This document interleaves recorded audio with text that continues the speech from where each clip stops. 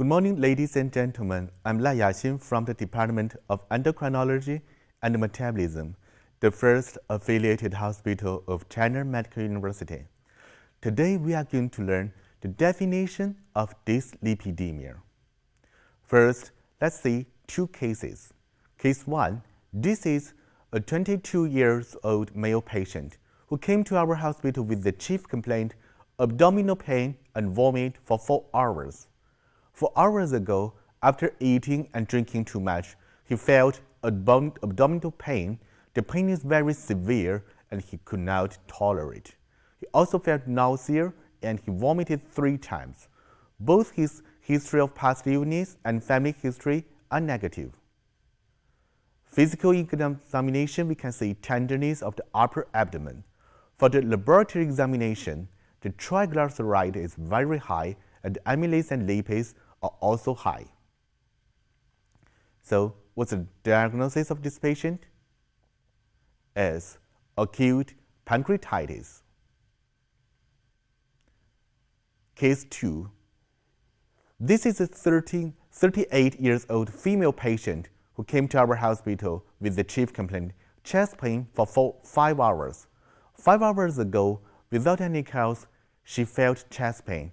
The pain was continuous. It didn't relieve. She has no hypertension, no diabetes, but for her family history, her father and brother had myocardial infarction. She didn't smoke. Physical examination. His heart rate is 98 beats per minute. Blood pressure is 120 over 80 millimeter mercury. Blood sugar is normal.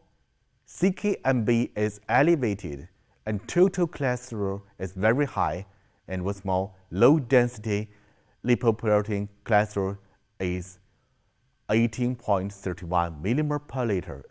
It is extremely high. And this is the ECG. What's the diagnosis of this patient? What disease is she suffering from?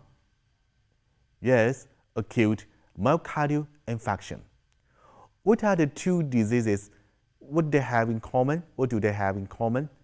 They both have dyslipidemia. The first one, triglyceride is very high, and the later one, the low-density lipoprotein is very high. And what is the definition of lipid, apoprotein, and lipoprotein? You can see for lipid, we have triglyceride, cholesterol, phosphatase-free fatty acid.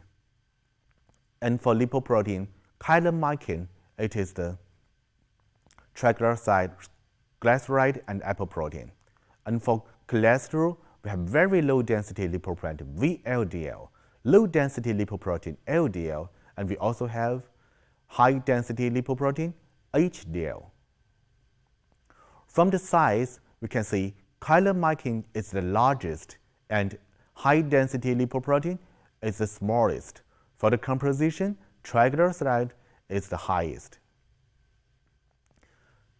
Types of cholesterol. Low-density lipoprotein, it is also called bad cholesterol. It is the major cholesterol carrier in the blood.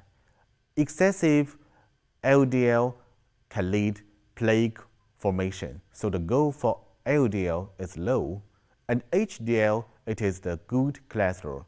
It transports cholesterol away from arteries and back to the liver to be eliminated. So the goal is high. For triglyceride, it's the chemical form in which most fat exists in food as well as in body.